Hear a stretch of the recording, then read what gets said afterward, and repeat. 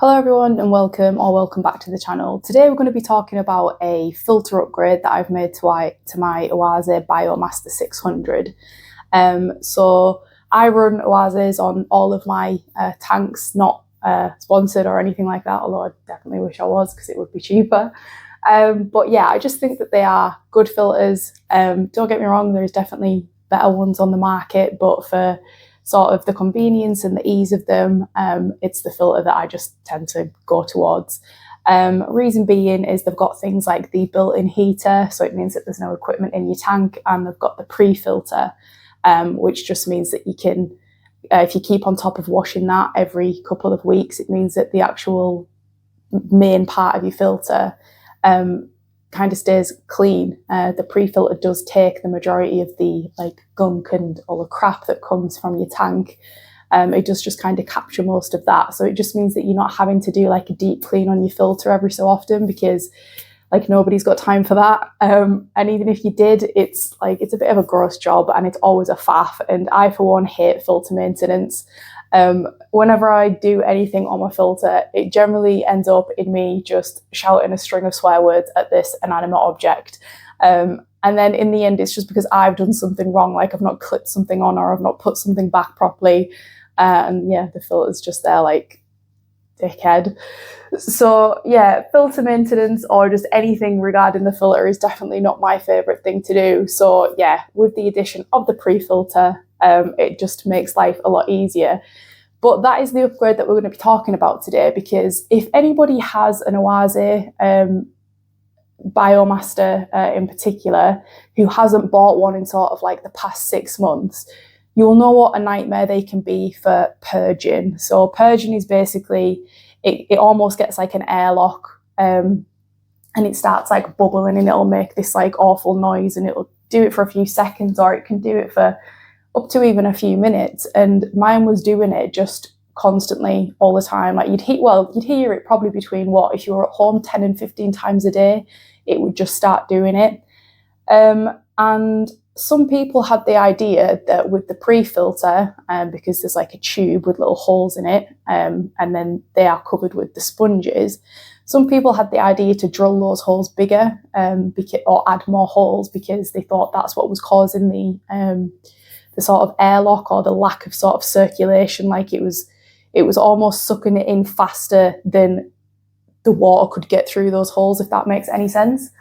But then Oase were like, no, don't do that. That's not what you meant to do. And then they released a new filter probably about 6 months ago, or an upgraded of the filter. And lo and behold, the pre-filter tube now has more holes and bigger holes. So I think everyone was onto something, and it's not something I ever did just because I thought I would end up breaking it. But they have actually released now the part from the new filter as an upgrade for the old filter. So as I said, if you've had your Biomaster for a few years now, you've probably got the old tube if you haven't already sort of like drilled extra holes in it. Or if you bought one of the new ones, then they've obviously gave you the upgrade and you're probably not going to have this problem. So yeah, I went on and bought the replacement tube. It was about $5.99, so it's not particularly expensive. And I also bought some new sponges. So they do, I think there's 3 different sponges. There's like an orange, a dark blue, and a light blue. And they are different sort of like coarsenesses, like PPIs.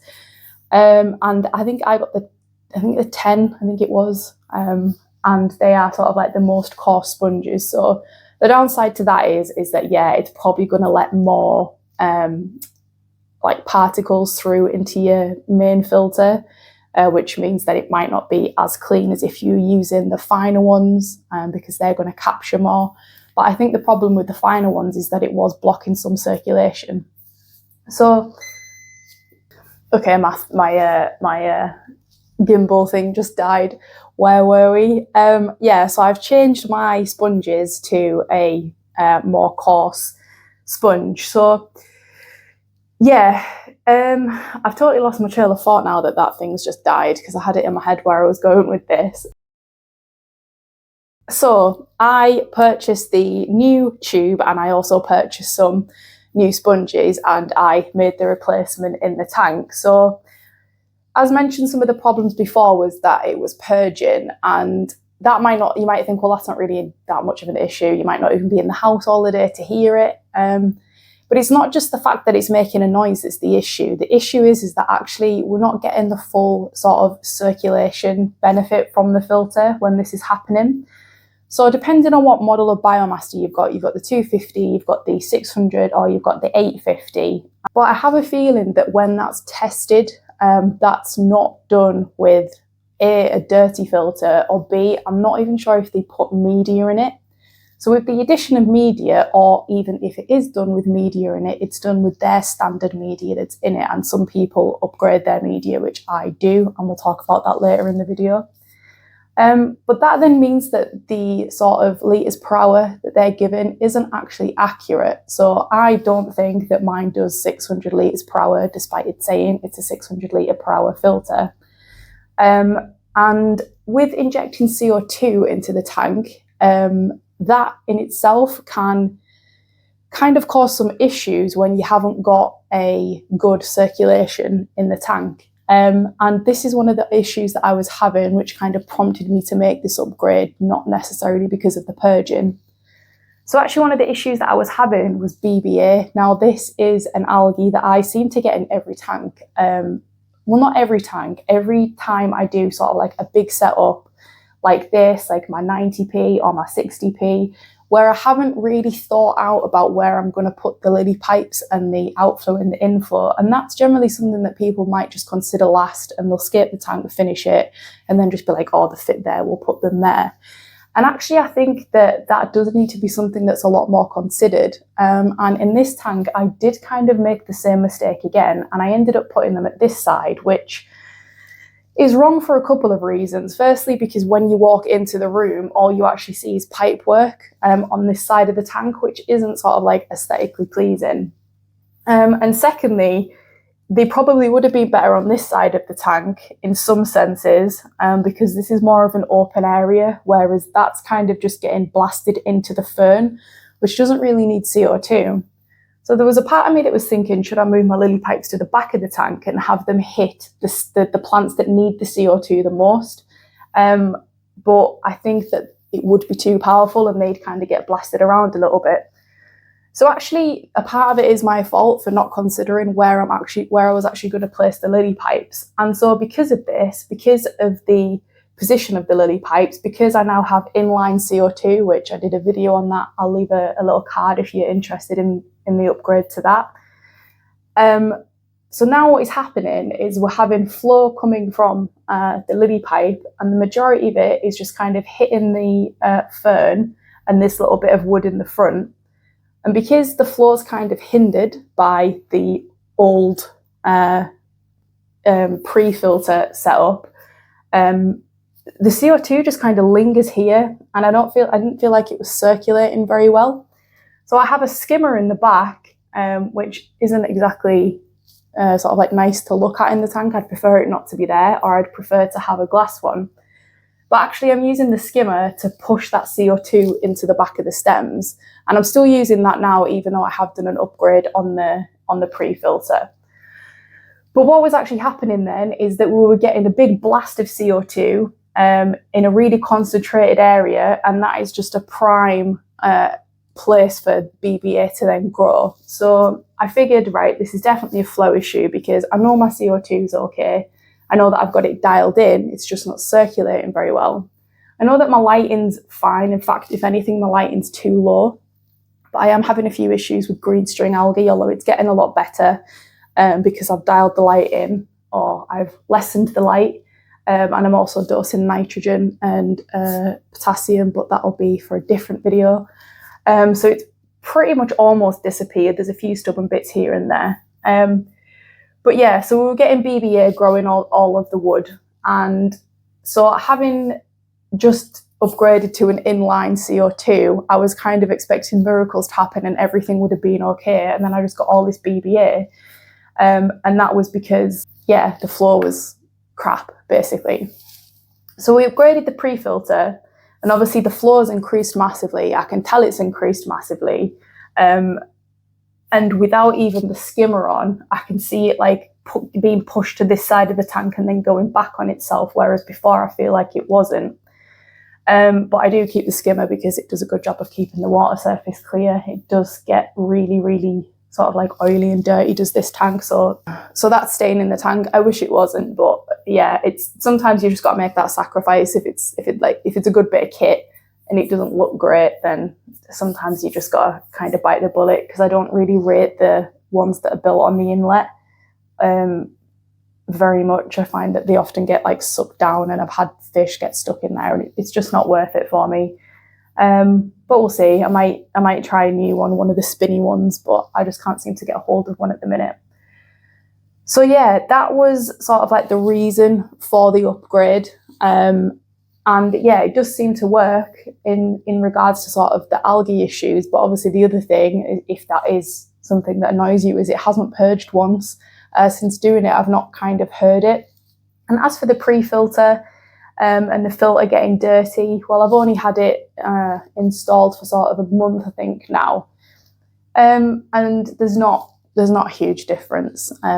So it's not going to be a major problem. It's not going to mean, extra filter maintenance. It might just mean one more out of a year, because I probably only do it 2 or 3 times a year anyway, because the pre-filter is just that good.